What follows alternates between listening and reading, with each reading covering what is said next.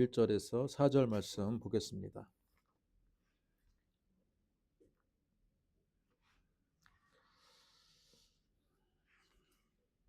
에베소서 6장 1절에서 4절 말씀. 신약 성경 316쪽입니다.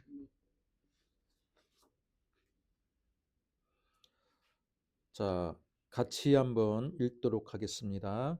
자녀들아, 주 안에서 너희 부모에게 순종하라. 이것이 옳으니라. 내 아버지와 어머니를 공경하라. 이것은 약속이 있는 첫 계명이니 이로써 내가 잘되고 땅에서 장수하리라. 또 아비들아, 너희 자녀를 노엽게 하지 말고 오직 주의 교훈과 훈계로 양육하라. 아멘. 5월의 첫째 주 어린이 주일을 맞이했습니다. 보통 어린이 주일 하면 오병이어를 드렸던 한 아이의 순종 뿐만 아니라 다윗의 또 유년 시절이었던 다윗의 순종, 자, 그런 그 본문에 부각을 내서 우리가 말씀을 듣고는 합니다. 자, 그런데 제가 오늘 말씀을 선택을 한 것은 어린이 주일이면 어린이에 관련된 말씀, 또 어버이 주일이면 어버이에 관련된 말씀, 이렇게 따로 나누어서 말씀을 보는 것보다 오늘 말씀에는 가정에 대한 이야기입니다. 가정에서 부모의 역할과 또한 자녀의 역할, 각자의 책임이라는 주제가 함께 오늘 본문에 나와 있습니다. 이 본문을 통해서 가정의 달을 맞이해서 우리가 어린이 또는 자녀 또한 부모 서로의 역할과 책임에 대해서 우리가 말씀을 들었으면 좋겠습니다. 인류의 역사를 통해서 어린이의 사회적인 위치는 그다지 높지 않았습니다. 예수님께서 사역하시던 2000년 전에 유대 땅에도 어린이가 갖고 있는 사회적인 위치는 그렇게 높지 않았습니다. 예수님께 따르던 많은 무리들 가운데 부모들이 자녀들을 예수님께로 데려오려고 하자 제자들이 뭐라고 합니까?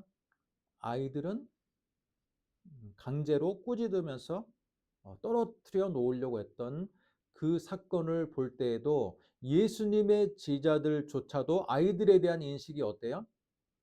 그다지 성인들에 비해서 인격적으로 대하지 않았다라는 사실을 우리는 알 수가 있습니다.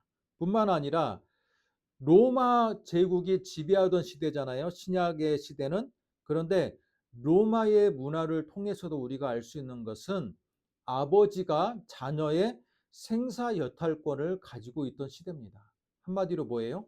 자녀가 가지고 있는 한 사람의 고유한 권리가 인정이 되는 게 아니라 아버지가 얼마든지 자녀를 말을 듣지 않거나 또 아버지의 기분에 따라서 얼마든지 채찍질할 수 있고 심지어 자녀의 생명을 죽여도 법적으로 누가 그 사람의 죄에 대해서 책임을 지거나 또는 감옥에 가거나 그런 처벌을 하는 시대가 아니었다라는 거예요. 그만큼 부모의 권위가 높고 자녀의 권위는 이미 예수님 당시에도 자녀의 권위는 굉장히 낮았다라는 것을 알 수 있습니다. 멀리 안 가고 우리 부모님의 윗세대만 올라가도 3, 4세대만 올라가도 어떻습니까? 남존여비 사상이 강하고 딸만 낳은 집들은 어때요? 계속 딸 낳으면 여러분은 그런 이야기를 들으셨는지 모르겠지만 그죠? 계속 딸만 낳고 그러다 보면요.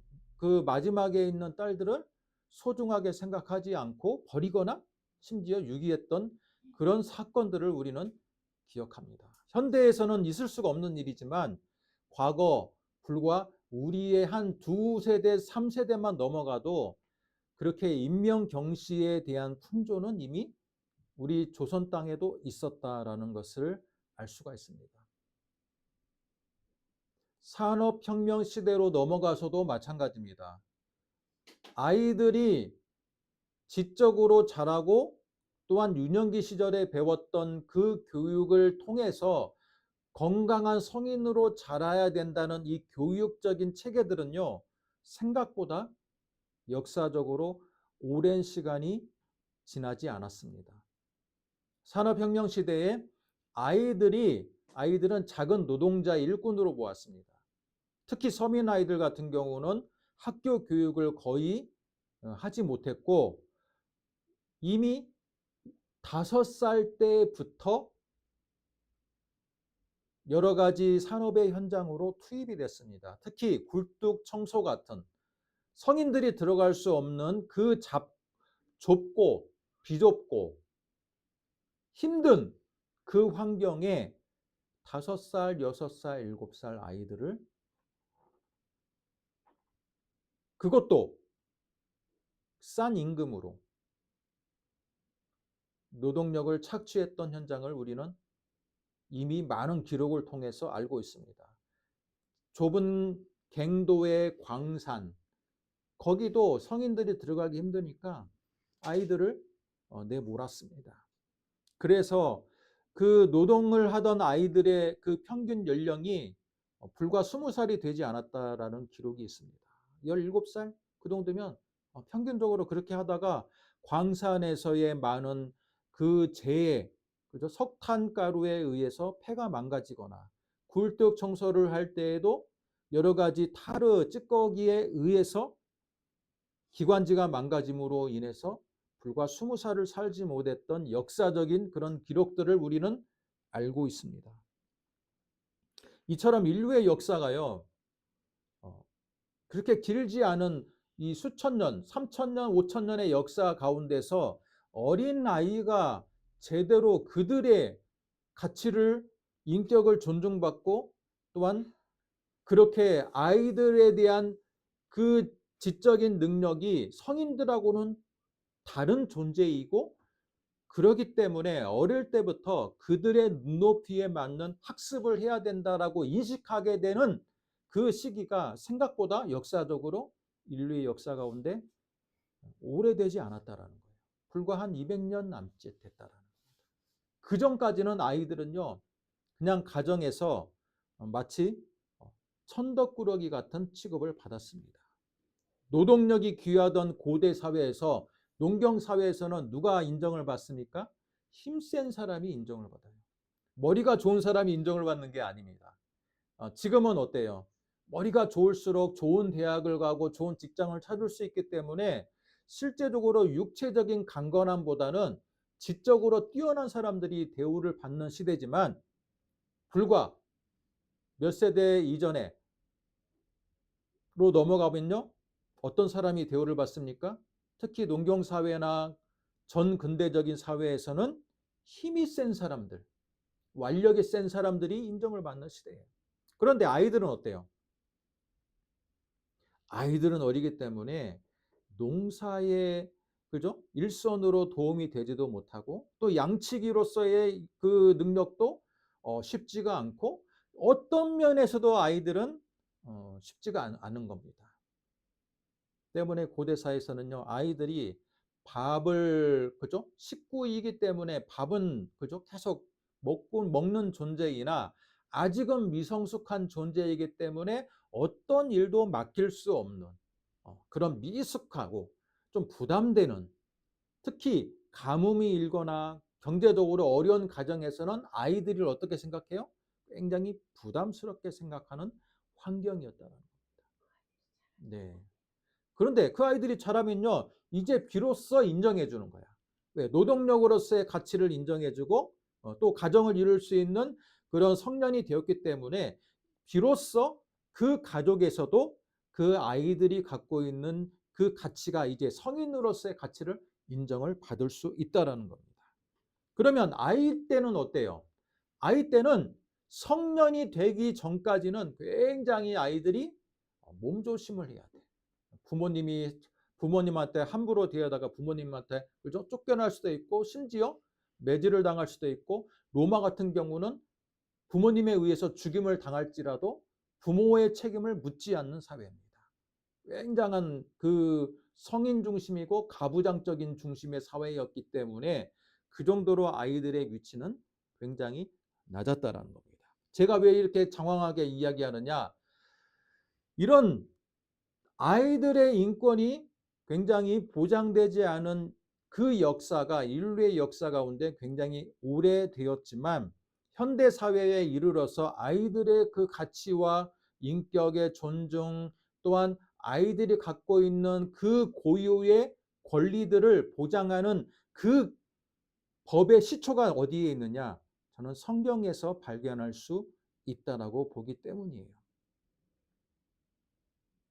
성경에서 특별히 부모와 자식 간의 관계를 강조하는 구절 중에 신약의 대표적인 구절이 오늘의 말씀입니다. 자녀들아, 주 안에서 너희 부모에게 순종하라. 또 4절, 1절에서 3절까지는요. 부모의 권리에 대한 부분입니다. 부모의 권리. 반면에 4절은 어떻습니까? 또 아비들아, 너희 자녀를 노엽게 하지 말고 오직 주의 교훈과 훈계로 양육하라. 이건요, 부모가 자녀들을 대할 때 자녀에 대한 부모의 책임을 강조하는 구절입니다. 그냥 자녀를 낳았기 때문에 부모인 게 아니라는 거예요.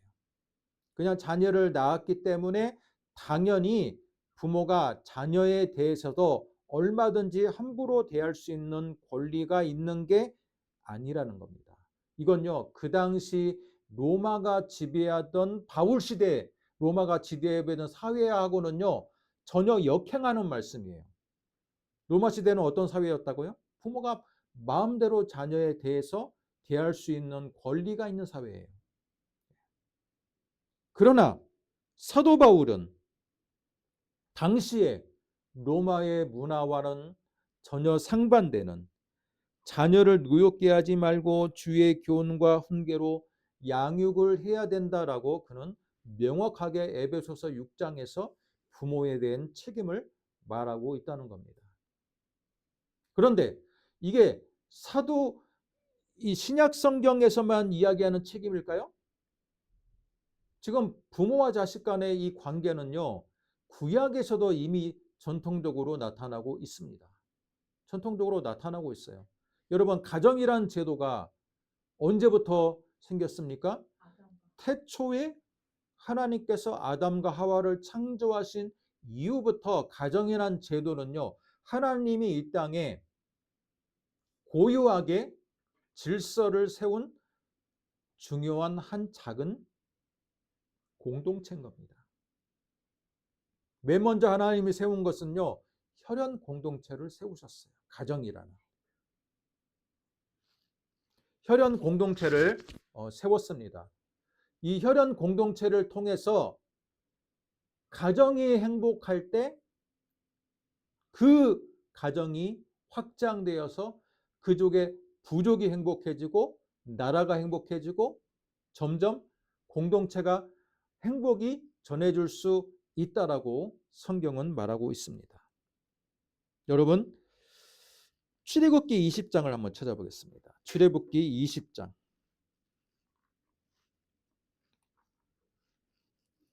출애굽기 20장 하면요, 여러분이 십계명장이구나라는 것을 아시면 좋겠습니다. 십계명 출애굽기 20장 12절을 보겠습니다. 출애굽기 20장 같이 한번 읽습니다. 20장 12절 시작. 내 부모를 공경하라.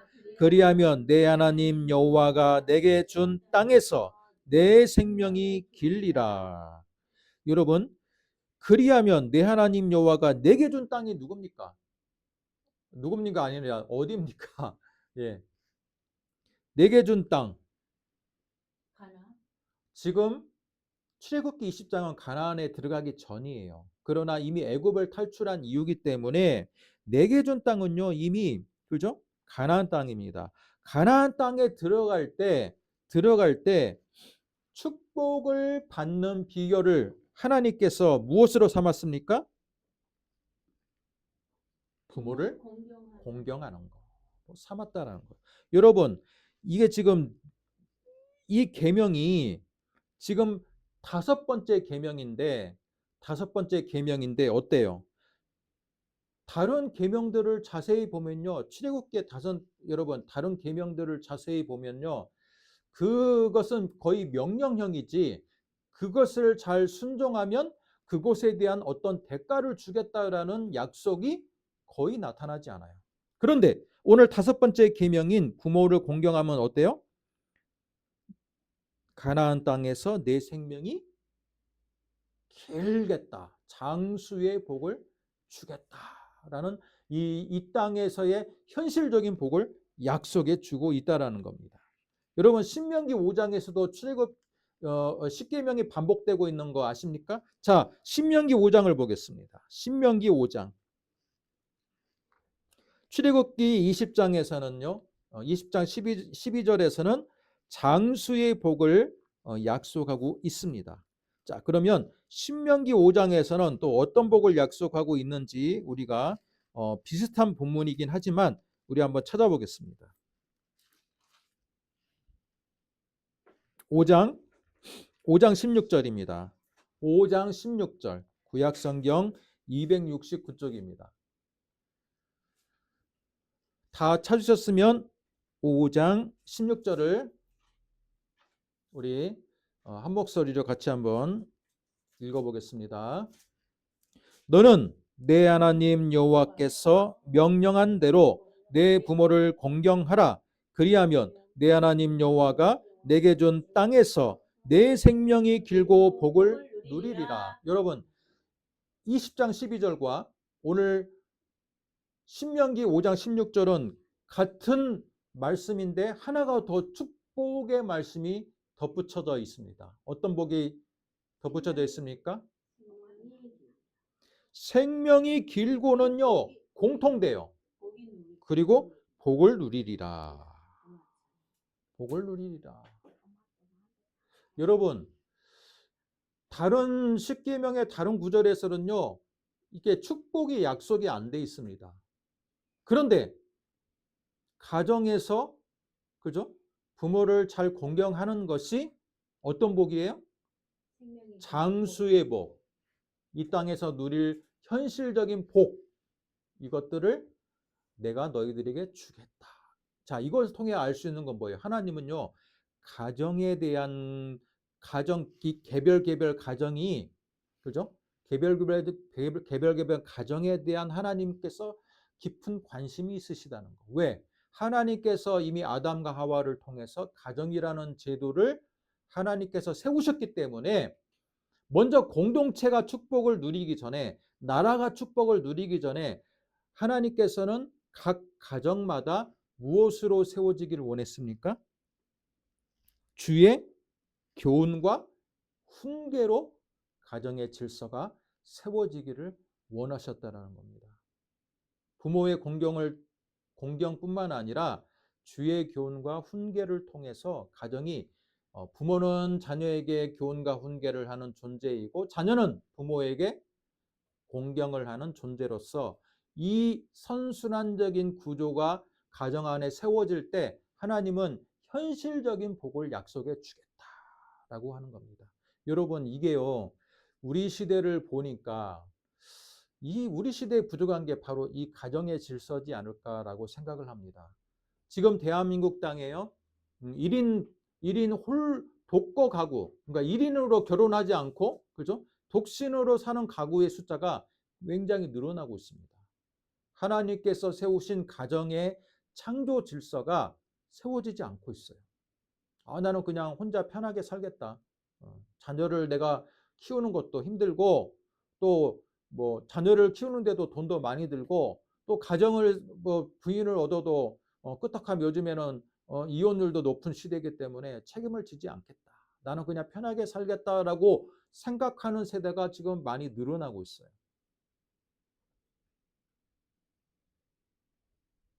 가정의 질서가 점점 허물어지고 있어요. 뿐만 아니라 기존의 가정에서도 어때요? 기존의 가정에서도 옛날처럼 부모의 권위가 그냥 서는 시대가 아니에요. 자녀들 역시 부모의 권위에 대해서 옛날처럼 그렇게 깊이 있게 생각하지 않고, 그죠? 가정의 질서가 점점 무너지고 있는 시대입니다. 그럴 때 필요한 게 무엇이겠습니까? 우리 5월달 가정의 달을 맞이하는데 저는요 바로 에베소서 6장에 사도 바울이 십계명의 말씀에 근거하여서 신약 시대에 이르러서 교회를 다니는 이 에베소 공동체에게 새로운 교훈을 주는 겁니다. 무엇입니까? 자녀들에게 주고 또 아비들에게 주는 교훈인 거예요. 가정에 제대로 된 하나님의 질서가 세워질 때 그 가정이 비로소 건강해질 수 있고 하나님의 나라는 건강한 가정을 통해서 확장될 수 있다라는 겁니다. 있다라는 거예요. 십계명에서는 땅을 주겠다라는 그죠? 가나안 땅에 대한 축복의 약속도 있지만 우리는 어때요? 에베소서에서는 그리스도인이 누릴 현생적인 복과 평안을 주겠다라고 약속하는 겁니다. 3절 이것은 약속이 있는 첫 계명이니 이로써 내가 잘되고 땅에서 장수하리라. 여러분 장수의 복은 이미 십계명에서도 약속이 됐죠? 우리 같이 읽어봤잖아요. 마찬가지로 내가 잘되고 라는 신명기 5장 16절에서 복을 주겠다라는 약속을 사도 바울이 조금 더 현실적으로 풀어준 거예요. 내가 잘되고. 그러면 이건 사도 바울의 말이 아니라 어디의 말이에요? 이미 구약에서부터 약속되어 있는 십계명의 말씀이 바로 에베소서 6장에서도 십계명의 말씀에 근거해서 우리에게 교훈을 주고 있다라는 겁니다. 자, 때문에 하나님이 세우신 이 가정의 질서가 행복하려면 먼저 자녀들이 부모의 권위를 인정해야 돼요. 왜? 이 부모의 권위는 실제로 하나님께서 세우신 가정이란 질서 가운데 있는 권위이기 때문에 하나님을 잘 섬기기 위해서는요. 하나님이 나를 이 땅을 통해서 나를 이 땅에 나오게 하는 부모를 통한 축복을 우리가 기억할 필요가 있다라는 거예요. 부모를 잘 섬길 때 하나님의 그 은혜를 잘 기억할 수 있다라는 겁니다.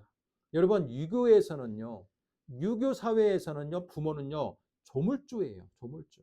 왜? 유교는 신이 없는 사회야. 유교는 이 신이 없는 사회고 인간 중심적인 철학입니다. 인간 중심적인 철학이에요. 그래서 하늘의 뜻을 부모가 대변하는 존재야. 그리고 부모는 나를 이 땅에 낳게 하는 조물주야. 그렇기 때문에 부모의 권위가요. 신적인 권위를 갖는 거예요. 유교 사회에서는 부모가 신적인 권위입니다. 부모가 아무리 못났고 아무리 개차반일지라도 이 땅에 나를 낳아주신 분은 누구예요? 유교적인 세관에서는요. 하나님이 아닌 거예요. 부모인 거예요.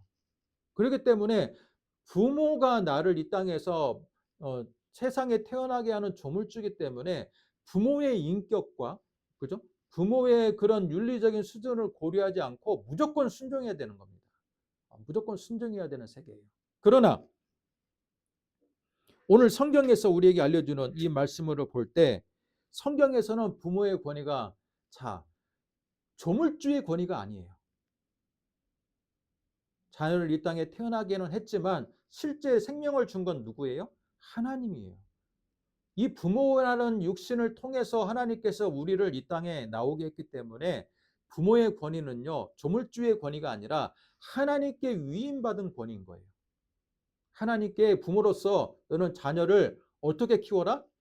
부모답게 자녀를 주의 교훈으로 키우라라는 위임받은 권위라는 거예요. 그런데 그 부모가 그것을 망각하고 하나님께 위임받은 권위임을 망각하고 자녀를 요즘에 뉴스에 나오는 대로 그죠? 자녀를 학대하고 자녀를 방임하고 자신의 권리를 권리만을 주장하고 자녀에 대해서는 제대로 책임을 다하지 않는다면 어때요? 그게 바로 오늘 4절의 말씀. 아비들아 너희 자녀를 노엽게 하지 말고. 자녀를 그게 노엽게 하는 거예요. 자녀를 노엽게 한다는 게 꼭 자녀를 화나게 한다는 뜻이 아니라 하나님께서 세운 이 가정이라는 창조 질서 가운데 부모가 자기가 해야 될 역할을 하지 않고 자녀를 방임하고, 그죠? 자녀를 하나님의 뜻에 역행하게 키운다는 의미가 바로 자녀를 노엽게 한다는 뜻입니다. 그러니까 부모가 하나님께 위임받은 그 권위를 잘못 사용하는 거야. 잘못 사용하게 되면 어떻게 됩니까? 여기에는 그 이후에는 생략이 돼 있어요. 그죠? 아비들이 너희 자녀를 노엽게 하지 말아라고 돼 있고, 만약에 노엽게 하는 자녀가 있다면, 그죠? 그 말씀은 생략이 돼 있어. 그렇지만 분명한 것은 뭡니까? 명령형으로 돼 있죠. 아비들아 너희 자녀를 노엽게 하지 말아라. 오직 주의 교훈과 훈계로 양육하라. 자, 이게 부모의 역할이라는 거예요. 그걸 하지 못하는 부모는요, 반대로 말하면, 그죠? 부모 자녀들에게 공경, 순종, 하나님께 이 땅에서의 복, 그걸 누릴 자격이 없다라는 거예요. 없다라는 거예요. 때문에 여러분, 유교에서의 부모의 권위와 우리 성경에서 말한 부모의 권위는요, 좀 달라요. 똑같이 공경을 이야기하고 자녀가 부모에게 효도를 이야기하지만 유교 사회에서는 어때요? 조물주의 권위야. 부모의 권위가 인격을 떠나서 절대적인 거예요. 때문에 부모가 돌아가시면 어때요? 부모를 위해서 뭐 3년 상도하고, 그죠? 그렇게 하는 게 뭐냐면 나를 이 땅에 내보내준 이 신적인 존재가, 그죠? 이 땅을 떠났기 때문에 그것에 대한 도리로서 뭐 효를 강조하고 뭐 그걸 강조하는 거야. 그러나 성경에 말하는 부모의 권위는 뭐예요? 하나님께 위임받은 권위고, 하나님의 위임받은 권위로서 하나님의 말씀을, 그죠? 자녀들에게 제대로 교훈과 훈계, 오늘 4절의 후반부의 말씀처럼 오직 주의 교훈과 훈계로 양육해야 될 책임이 있는 존재라는 거예요. 책임이 있는 존재. 그리고 너희 자녀를 노엽게 하지 말아라 라는 건 뭐예요? 그 부모가 자신의 책임을 다하지 못하고, 그죠? 방종하고 방임하고 또는 학대하고 그런 여러 가지의 그런 이 무책임한 이런 행동을 하게 될 때 너는 부모로서의 책임을 내가 묻겠다. 하나님으로서 너희들 부모로서의 책임을 묻겠다라는 거예요. 반대로 말하면 십계명에서 뭐예요? 이 땅에서 장수의 복, 이 땅에서의 현실적인 복을 거둬가겠다라는 말이 함축되어 있다라고도 볼 수 있습니다. 자, 이 하나님께서는 그러면 무엇을 주목하십니까? 사람 한 사람을 주목하기보다는요. 자, 신약과 구약을 아우르는 것으로 볼 때 하나님은요. 이 가정이라는 제도가 가장 작은 단위로 보고 있는 것 같은 느낌이 있어요. 그렇지 않습니까? 한 사람보다는요. 이 가정 안에서 이미 하나님은 인간을 가정이라는 제도의 공동체 안에 있는 존재로 보는 거예요. 인간이라는 독립적인 존재로 보는 게 아니라 인간은 태어날 때부터 가정 안에서 태어나는 존재이고 공동체에 속해 있고 작은 공동체에서조차도 자신의 역할을 감당하지 못하면 그 사람은 더 큰 공동체, 그 시족사회 뿐만 아니라 뭐 지파 또는 나라 그 안에서 그 사람은 제대로 된 역할을 할 수가 없다라고 이미 전제하고 있다라는 겁니다. 때문에 부모의 가장 중요한 역할은요. 자녀들이 마음 상태를 잘 체크하고 봐야 돼. 책임이 있다. 또한 자녀들은 어때요? 부모에게 순종할 책임이 있다. 하나님께서 내 부모를 통해서 내가 이 땅에 나왔기 때문에 잠시 부모의 손에 있는 동안에는 나는 그죠? 부모를 잘 순종하는 것이 바로 하나님을 잘 순종하는 하나의 중요한 실천이다 라고 성경은 우리에게 알려주고 있습니다. 자, 이걸 통해서 우리는 뭘 알 수 있습니까? 공동의 책임이라는 거예요. 가정이라는 게 일방적으로, 그 당시 사회는 어때요? 부모가 자녀들을 일방적으로 대하던 사회예요. 인류 역사 가운데 거의 90%, 99% 이상은요, 지금까지 어땠어요? 인류의 역사 가운데 부모가 언제든지 자녀를 소유물처럼 취급할 수 있고, 뭐 자녀들이, 부모가 자녀들을 얼마든지 자신의 기분대로 또는 자신이 원하는 대로 처분할 수 있는 사회였던 게 인류의 역사였습니다. 그러나 하나님은 그런 사회가 되는 길 원치 않으셨어요. 성경과 십계명과 또한 신약 성경을 통해서 하나님은 내가 너희들에게 세운 가정이라는 것은 내가 처음부터, 창조 때부터 세운 기관이고, 이 작은, 이 공동체가, 가정이라는 공동체가 서로의 맡은 역할을, 책임을 다하는 관계성이 형성이 돼야 된다는 거예요. 부모가 자녀들에게 일방적으로 할 수도 없고, 자녀가 부모에게 일방적으로 할 수 없고, 서로 간에 맡은 바 책임을 다하는 공동체가 될 때 가정이 비로소 화목할 수 있고, 가정이 하나님의 영광을 돌리는 작은 공동체가 될 수 있다라고 말하는 겁니다. 여러분, 이 말씀을 들으니까 어떻습니까? 현대 민주주의가 그 근본을 따져보면요, 우리 현대 민주주의는 어디에서 비롯되는 겁니까? 기독교 문화에서 비롯된 거예요. 지금 우리가 누리고 있는 이 민주주의와 뭐 여러 가지의 이 현대적인 자본주의적인 시스템은요, 여러분, 이슬람의 경전도 아니고 유교의 경전도 아니고, 실제로 민주주의라는 것은 어때요? 유럽 사회에서 또는 미국에서, 그죠? 유럽 사회에서 이미 체제가 마련이 되고 미국에서 꽃을 피우던 제도잖아요. 그런데 그 사상적인 근거를 따지면 어때요? 유럽 사회가 이미 카톨릭, 그죠? 개신교, 한마디로 이 그리스도교의 문화의 전통에서 그 사상적인 출발점이 있다라는 거예요. 때문에 요즘엔 강조하고 있는 인권, 뭐 자녀들의 인권, 부모의 인권, 이 인권의 근본은요, 거슬러 올라가 보면 바로 십계명의 네 번째 계명과, 그죠? 에베소서 6장의 이 권위를 통해서 현대의 인권의 기초가 세워진 것이고 민주주의의 기초가 세워진 것이라고 볼 수 있습니다. 그런데 자신의 권리만 주장하는 그 방종으로 흘러서는 안 된다라고 이미 말하고 있다라는 거예요. 부모는 부모로서의 책임, 주의 교훈과 훈계로 양육하라는 거예요.